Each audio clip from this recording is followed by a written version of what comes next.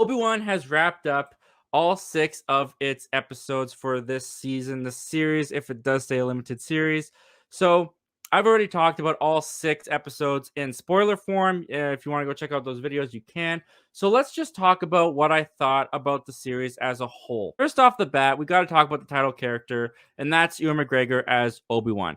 I thought Ewan McGregor as Obi-Wan did a really good job in this show. I really liked the setup with him in the first episode. They really got into the despair, the defeat, the loneliness, almost the depression that he's in after losing his apprentice and losing the Jedi Order. I thought he gave a really great performance yet again as Obi-Wan, one of his best performances as Obi-Wan. The problem that the show does with Obi-Wan is it's titled Obi-Wan, but it doesn't really feel like it gives the full credit and service to Obi-Wan as a character. When I went into the show titled Obi-Wan, I'll admit I wanted a character study. I wanted more of a character study. I wanted to learn about Obi-Wan during this time. I wanted to really get a feel of who he is as a character right now. And besides the first episode, we don't really get a lot of that. It feels more like Obi-Wan is more so there to be pulled along by the story. The story feels like it constantly is pulling Obi-Wan along. Obi-Wan isn't leading the charge. He's just going where the story dictates he has to go. And you could make the argument that every single movie, every character, that's what happens to them. But I think it has to do with the execution and whether or not you can really see and point that out. And for Obi-Wan, I could really see and point that out. This character did not make decisions that furthered the story. The story furthered, and as it furthered, it just pulled Obi-Wan along where it needed to go, as opposed to where Obi-Wan was taking it, if that makes sense. And where that came apparent to me, especially looking back on this series, is when it comes to Leia Organa's involvement in the show. Now, I grew to really like Princess Leia in this show. I thought it was weird when they used her at first. I thought, wait a minute, the message in A New Hope, she never says, "Hey, Obi-Wan, remember when I was kidnapped and you came and saved me?" She specifically talks to him as if she's someone she's heard about from her father asking for his help. So I thought that was a little weird. So the fact that the whole plot of Obi-Wan, the whole thing that gets them to go off of the planet of Tatooine and go on this journey is the fact that Leia gets kidnapped. He has to go save Leia. I was confused by that at first, but I started to get on board with it a little bit more throughout the show. The only problem is that it really does feel like Leia's kidnapping was just used to get Obi-Wan off the planet. And then once he is off the planet and on this adventure, Leia's use in the show is it feels like once they get Obi-Wan off of the planet, they no longer really have a use for Leia anymore. And she just kind of hangs around. I felt way longer than she needed to hang around for. Speaking of characters, let's talk about Reva for a second. Reva is a character that's gotten a lot of flack on the internet. Moses Ingram, unfortunately, has gotten a lot of hate for this character. I did not hate Reva. I thought the idea of Reva was interesting. This child from Order 66 grew up to be an Inquisitor, wanted to get on Vader's side so that she could kill him. That's a really interesting story for Reva, but much like the prequels, the execution for her character I thought was off.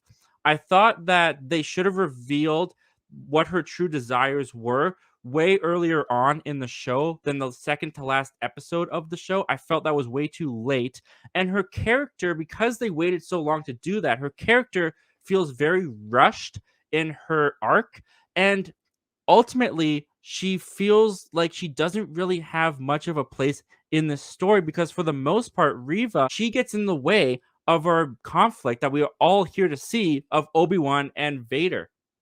Now, Vader in this show, as far as I'm concerned, this is a Vader show. Vader was fantastic in this show. I loved what they did with Vader. Going to this time period of Vader where he is at his prime, he's at the peak, and he is just so powerful. He is merciless. He is ruthless. He will murder anyone that gets in his way. He doesn't care who they are or how old they are. There were so many fantastic moments with Vader that I've always wanted to see from Vader in this show. And of all the things in Obi-Wan that I can say delivered for me, Vader is what delivered the most. As much as the story felt like it lacked a little bit for me, the script wasn't always as tight as it could be, and there were characters like Reva who got in the way of what I thought the story should be around Obi-Wan. Vader was never a problem for me. I loved Vader. And the fact that they got Hayden Christensen back to come do some Anakin parts and be in the Vader suit, I just love the fact that they welcomed him back into the family. I thought for the little amounts that he had to do in the show, I thought he really nailed it. Now, Obi-Wan, when you compare it to Mandalorian, maybe even a little bit of Book of Boba Fett, this is definitely the cheapest looking Star Wars show, in my opinion. I don't think it looks bad. I don't think it looks bad at all. But you can just tell there's not as much money, I guess you could say, put into the show as much as in like maybe Mandalorian or Book of Boba Fett. Nothing ever really felt cinematic to me throughout this show. And that's a real shame because bringing Ewan McGregor and Hayden Christensen back to do these roles after so much time has passed, because the original trilogy characters are now getting so old, like Mark Hamill, and they're dying off, like Carrie Fisher. I think the way to go with the nostalgia is to go after the prequels. I think it was brilliant to go after Ewan McGregor and Hayden Christensen. I think that if they can find a way to keep using those characters, that's the way to go with the nostalgia more so than the original trilogy stuff.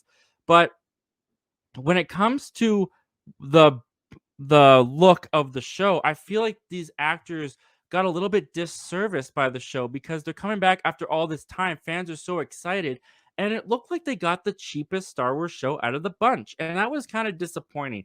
And when it comes to the show itself being a show, I really do think that Obi-Wan should have been a movie. Now, back in 2017, when Obi-Wan was announced, I remember this. I was still in high school when they announced that Ewan McGregor was coming back as Obi-Wan. It was originally going to be a movie, and they changed it because I guess they weren't happy with the script, and then they rewrote the script and did revisions and all that stuff. And then eventually, along the line, when they were reworking on the script, someone at Lucasfilm decided it was better as a TV show, so they developed the Obi-Wan TV show for Disney Plus.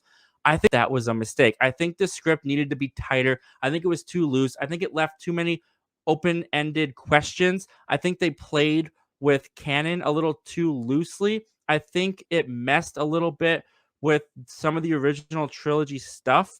And when you're gonna mess with canon, when you're gonna play loosely with it, you better make sure that you deliver. You better make sure that it's worth it.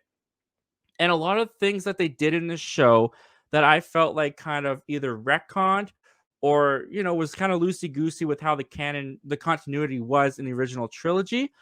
Ultimately, I didn't think that a lot of it was earned or deserved or worthy of being retconned or related with loosely.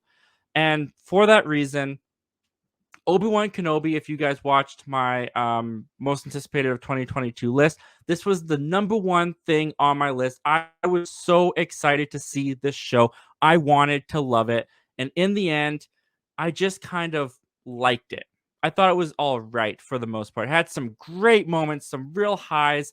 It had some real lows for me. But overall, I did enjoy the show. So when I made that video of my most anticipated list of 2022, I was really hoping I was going to be saying Obi-Wan Kenobi is a strong recommend. Obi-Wan Kenobi is a solid recommend. Still good, not as good as I wanted it to be. What did you guys think of Obi-Wan Kenobi? Did you guys enjoy the series like I did? It was okay. Or did you enjoy it a lot more, a lot less? Comment down below. Let me know. I want to know all your thoughts and opinions on the Obi-Wan Kenobi series. And without further ado, let's take a look at what you guys are saying.